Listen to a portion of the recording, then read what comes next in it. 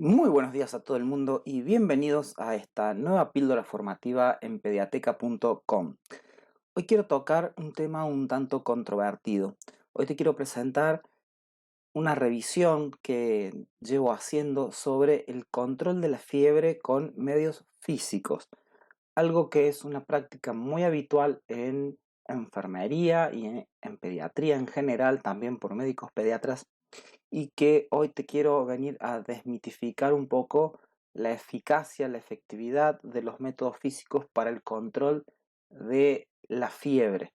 Recordemos que no se trata de una hipotermia inducida, sino que estamos tratando de regular el termostato hipotalámico con medios físicos externos. Entonces vamos a repasar un poco qué dice la bibliografía internacional sobre los medios físicos para el control de la fiebre en pacientes pediátricos, aunque esto también se hizo en adultos y hay muchos trabajos hechos en adultos. Comencemos. Aquí te voy a presentar tan solo algunos de los trabajos que vos podés encontrar cuando googleas fiebre y medios físicos en internet.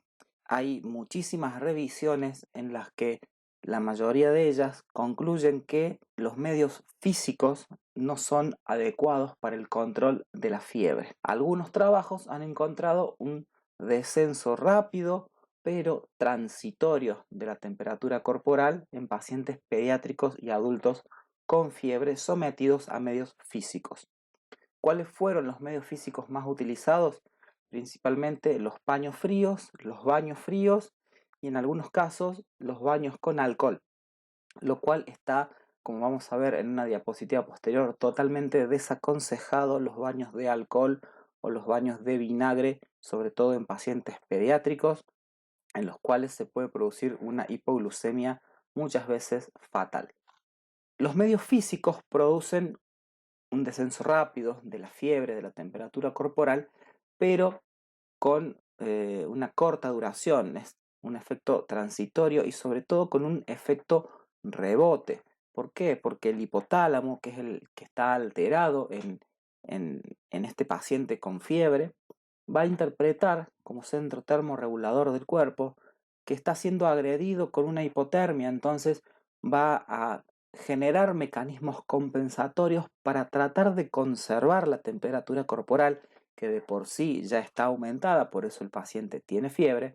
Por lo tanto, este descenso transitorio y rápido de la fiebre se va a ver contrarrestado por un efecto de rebote con mayor temperatura corporal o mantenimiento de la temperatura corporal y algunos mecanismos compensatorios como por ejemplo el shaking o los temblores típicos de los escalofríos. ¿Cuáles son los mecanismos fisiológicos por los cuales nuestro cuerpo pierde calor? Los mecanismos básicamente son cuatro y son la convección, la evaporación, la irradiación y la conducción. Durante la fiebre se produce una redistribución del flujo sanguíneo, hay vasoconstricción cutánea, por lo tanto hay menor pérdida de calor por cualquiera de estos cuatro mecanismos que mencioné recién. Entonces, al haber vasoconstricción, hay menor flujo sanguíneo cutáneo, el paciente con fiebre tiene frío por esta vasoconstricción cutánea. Esto hace que haya un aumento a su vez de la temperatura corporal porque la vasoconstricción me disminuye los cuatro mecanismos fisiológicos de pérdida de temperatura corporal.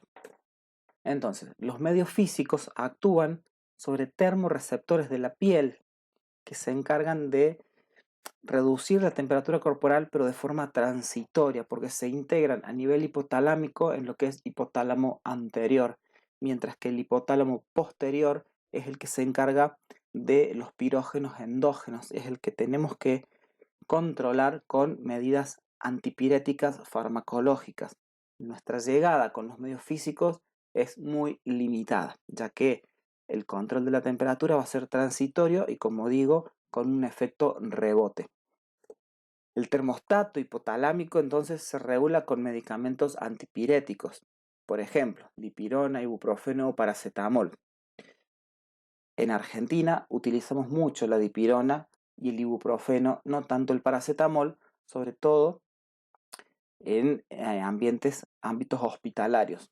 En el ámbito extrahospitalario se usan en forma indistinta. Existen marcas comerciales para los 3 medicamentos. El más utilizado es el ibuprofeno.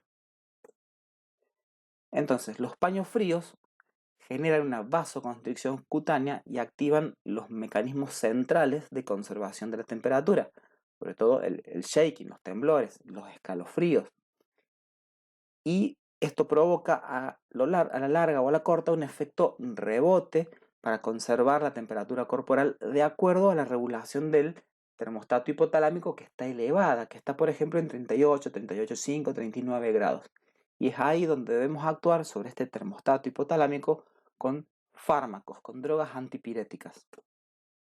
Los paños fríos y los baños fríos también producen un gran disconfort en el paciente. Esto lleva a que el paciente esté con piel reticulada, que esté con llanto, que esté con un disconfort tal que aumenta la situación traumática muchas veces de una internación. A veces el paciente pierde las vías periféricas porque se agita, porque empieza a movilizarse, porque siente tal disconfort que si está en un ambiente de internación se arranca las cosas, y si está en un ambiente familiar, un ambiente extrahospitalario, genera una gran angustia en la familia. Entonces ya vamos a ver que los paños fríos y los baños fríos no son lo recomendado. Muchas veces también se colocan paños tibios en la frente, axilas e ingles de los pacientes, y el paño queda medio que olvidado, se va enfriando con el paso de los minutos y las horas y termina enfriándose y termina produciendo frío en el paciente. Esto genera disconfort y efecto rebote de la temperatura corporal. Entonces, el único medio físico recomendado por la literatura es el baño con esponja, con agua a una temperatura de 36-37 grados, aunque también puede ser un baño de inmersión, ¿sí? El baño de inmersión también funciona muy bien para controlar la temperatura corporal por vasodilatación y pérdida de temperatura corporal por convección, evaporación y en menor medida por conducción e irradiación, pero activa los 4 mecanismos de pérdida de calor. Los baños de alcohol y de vinagre, como te mencioné en un principio, están 100% contraindicados. Producen hipoglucemias y en el caso de los pacientes pediátricos, hipoglucemias severas. Por lo tanto, están desaconsejados, ya que estas hipoglucemias pueden llegar a ser mortales, ¿sí? Totalmente desaconsejados los baños de alcohol y vinagre en niños. Conclusión, y para ir finalizando esta píldora formativa de hoy, los medios físicos recomendados para controlar la temperatura corporal, principalmente los baños de esponja o los baños de inmersión en agua a temperatura de 36-37 grados, y se desaconsejan 100% todos los otros medios físicos para control de la temperatura corporal, para control de la fiebre. Espero que esta píldora formativa te haya sido interesante, te haya resultado aleccionadora, puedas realizar tu propia búsqueda y evacuar tus propias dudas. Esto es tan solo un disparador para que hagas una búsqueda en internet. Te recuerdo que tenés un curso de búsqueda bibliográfica biomédica en pediateca.com. Te recomiendo que le des una mirada para que busques evidencia y llegues a esta misma conclusión. No se deben realizar paños fríos o baños fríos en pacientes pediátricos, ya sea que estén internados o que estén en su domicilio para control de la temperatura corporal. Lo correcto es un medicamento, y podemos hacer otra píldora formativa sobre la alternancia de distintas drogas antipiréticas, alternar ibuprofeno, paracetamol o ibuprofeno dipirona o paracetamol dipirona cada 2, cada 4 horas, lo cual suma la toxicidad de 2 drogas distintas. Es aconsejable utilizar únicamente una droga y acortar el intervalo. Pero esto da para otra charla, para otra píldora formativa que me la podés sugerir a través de pediateca.com/proponer. Eso es todo por hoy, nos vemos en la próxima píldora formativa. Adiós.